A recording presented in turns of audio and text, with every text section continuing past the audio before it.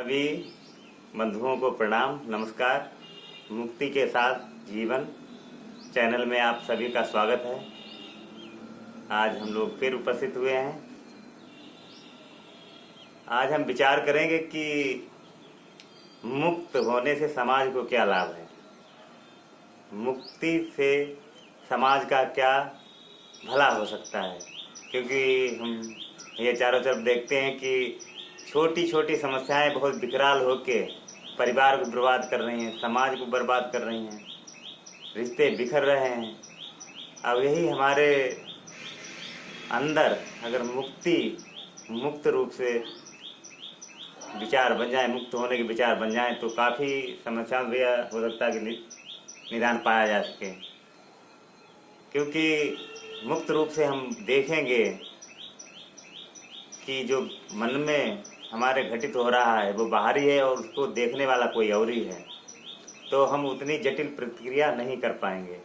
जैसे हमें कोई समाज में अभी पेपर में हमने घटना पड़ी थी कि 100 रुपये उधार ले लिए और उसने 100 रुपये वापस नहीं दिए, तो 100 रुपये की खातिर उसने अपने परिचित की हत्या कर दी या बहुत मार पिटाई हो गई।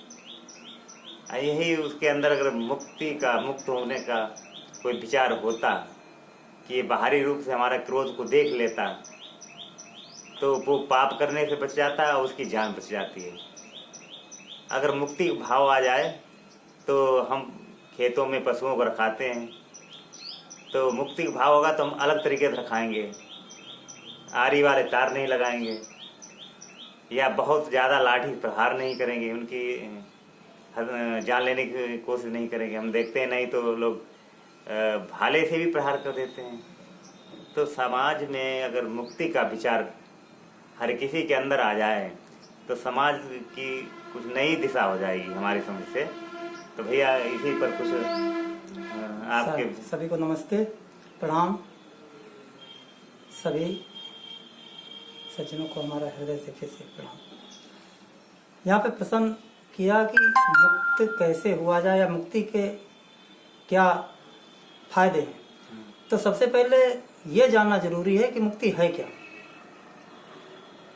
और मुक्त होने के लिए बंधनों को जानना सबसे पहले बहुत जरूरी है। क्योंकि बंधन जब पता होंगे तभी हम उन्हें छुड़ाने की कोशिश करेंगे। यदि हमें बंधनों की जानकारी नहीं होगी तो फिर मुक्ति शब्द ही व्यर्थ हो गया। हम मुक्त होंगे किससे, पहले से ये समझना जरूरी है कि हम बंधन में कहाँ पे बंधे हैं, और उसके बाद उन बंधनों से मुक्त होने को ही मुक्ति कह सकते हैं। अब यहाँ पर बंधन कौन कौन से, एक पुरानी कहावत है कि मनुष्य स्वतंत्र पैदा होता है लेकिन वो पैदा होते ही तमाम बंधनों से बंध जाता है। तो बंधन तो पैदा होने के साथ ही शुरू हो जाते हैं। पैदा होने पर ही सबसे पहले उसका नामकरण कर दिया जाता है। अब उस नामकरण से ही वो पहला बंधन हो गया। अब वो भविष्य में जाना जाएगा कि कौन से धर्म में पैदा हुआ, कौन से समाज में पैदा हुआ, किस स्तर पे पैदा हुआ। क्योंकि नामकरण से ही तमाम समाज ने अपने नाम के आधार पर समाज को बांट रखा है कि इस समाज के हैं, नीचे समाज के तो इनका ये नाम हो सकता है, क्योंकि ऐसा हो ही नहीं सकता है। उच्च समाज के हैं तो इनका ये नाम होगा। जैसे हिंदू धर्म में उच्च वर्ण के नाम मतलब ईश्वर के नाम पर नाम रखते हैं, कहेंगे ये नारायण प्रताप हैं, या शौर्य पे जो क्षत्रिय हैं वो शौर्य पे नाम रखते हैं। खैर, तो पहला जन्म के समय नामकरण से पहला बंधन बंटवारा शुरू। फिर जैसे ही वो बढ़ता है बंधन और बढ़ते हैं, सामाजिक बंधन बनता है कि इनसे कैसा व्यवहार करना चाहिए, तुम किस घर में पैदा हुए हो तो तुम्हें कैसे रहना चाहिए, उसी दृष्टि देखते हैं लोग। हाँ, और मतलब वहाँ की कल्चर कैसी है, वहाँ की संस्कृति कैसी है, तो उस संस्कृति के अनुसार उसमें ढालते हैं परिवार वाले। वो बंधन ये दूसरा बंधन। उसके बाद सोचते हैं कि बड़े होने के बाद हम बंधन से मुक्त हो जाएंगे, लेकिन फिर बहुत बड़े बंधन बन जाते हैं। बिल्कुल। जैसे आदमी पढ़ लिख करके किसी पद पे बन जाता है तो उस पद का बंधन होता है, और फिर वो बंधन नहीं लगता है, वो समझता है कि हम वही हो गए। हाँ वही हो गए, जो उच्च पदों पे है वो अपना वही प्रदर्शन करते हैं। सार ये होता है कि कुछ होने का, यानी कुछ होने का भ्रम सबसे बड़ा बंधन है।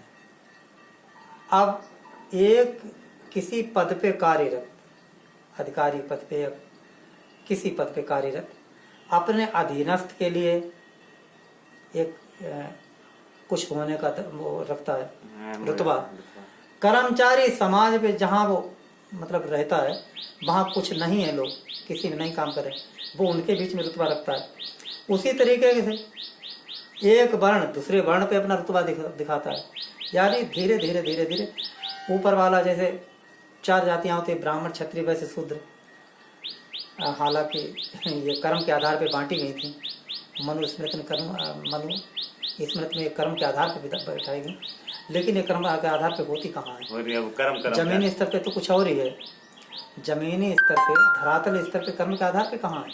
कर्म तो कोई कर रहा है, पढ़ा कोई रहा है भाई, जो शिक्षा देने का कार्य किसी समाज का वर्ग कर रहा है, और उसे सम्मान कोई और पा रहा है जो उसके बारे में कुछ नहीं जानता। हाँ खैर, ये भारत में भैया है कि उसके विचार हम जब भी सुनते हैं कि ये कौन सी जाति का है, यहाँ हमने महसूस किया। और ये सारी चीजें जब हमारे अंदर आ जाती हैं तो हमारे व्यवहार में दिखने लगती हैं। जब व्यवहार में एक्सपोज होने लगती हैं, यही धीरे धीरे टकराव का कारण बनती हैं, और यही भविष्य में झगड़े का कारण बनती है। 90% झगड़ा बंधन के कारण है। बंधन के कारण, बिल्कुल भैया सही है, तभी ये। और इस बंधन से मुक्त होने का, हाँ, मुक्ति के जो उपाय हैं, हाँ भैया, ये वो काफी, उसके लिए सबसे पहले हमें बंधनों को जानना पड़ेगा, फिर एक एक बंधन के बारे में एनालिसिस करना पड़ेगा कि ये वाकई बंधन है। और जिस बंधन का ज्ञान हो जाए वो बंधन फिर छुड़ाना नहीं पड़ेगा, स्वतः क्योंकि कोई भी जंजीरों को पड़ा नहीं रहने देना चाहेगा, बशर्ते जंजीरों का ज्ञान हो जाए। यदि जंजीर आभूषण लगेंगे तो कोई छुड़ाएगा नहीं, तो वो तो जंजीर पहन लेगा। यदि जंजीर आभूषण लगेंगे तो कोई मुक्त नहीं होना चाहेगा, लेकिन जंजीरें जिस दिन लगेंगी तो कोई उसे पहनना नहीं चाहेगा, तोड़ के फेंक देगा। तो ये इसके लिए समय पर मतलब बताने के लिए ज़्यादा समय की ज़रूरत होगी। हाँ, ये तो थोड़ा मुक्ति के लिए हमारी प्राणायाम विधियां हैं, प्राणायाम वार्ता है, ये भी काफ़ी सहायक चीज़ें हैं। नहीं, इससे शुरुआत वहीं से करनी पड़ेगी, क्योंकि योग कहा गया है कि स्वयं से जुड़ने की क्रिया योग है। बंधन होता है दी अदर, बंधन दूसरे से होता है। खूंटे से बांधोगे तो खूंटा आवश्यक है, और जिस दिन छोड़ दोगे तो स्वयं में स्थित हो जाओगे। योग माने जुड़ना, योग का शाब्दिक अर्थ है जुड़ना, अपने आप से जुड़ना। अब किससे जुड़े? परमात्मा से। अब परमात्मा का ज्ञान है नहीं, आत्मा से जुड़ सकते हैं। और सार्वभौमिक जो आत्मा है, यानी सृष्टि की आत्मा, वो परमात्मा कही जाती है। कोई परमात्मा से जुड़ने का डायरेक्ट संबंध कहीं नहीं है। आत्मा से जुड़ जाएंगे तो परमात्मा से स्वतः जुड़ा है, समझिए। तो इस विधि की शुरुआत भी योग ही वहाँ से शुरुआत है। और ये धीरे धीरे, अब चूँकि योग के बारे में चर्चा पे भविष्य में होगी, तो धीरे धीरे उस पर आगे बढ़ेंगे। आज के लिए बहुत बहुत भैया धन्यवाद। और आपकी अमूल्य जो ज्ञान की धरोहर है, उससे हमें और समाज को भी लाभ होगा, और हम भी योग के माध्यम कोशिश कर रहे हैं कि व्यक्ति मुक्ति की तरफ बढ़े, और उसका भी भला होगा, तभी वो समाज का भी भला कर पाएगा। नहीं तो छोटी छोटी बातों में बहुत झगड़े, समस्याएं बढ़ती ही रहेंगी। बहुत बहुत भैया धन्यवाद। सभी को प्रणाम, आपको सबको धन्यवाद।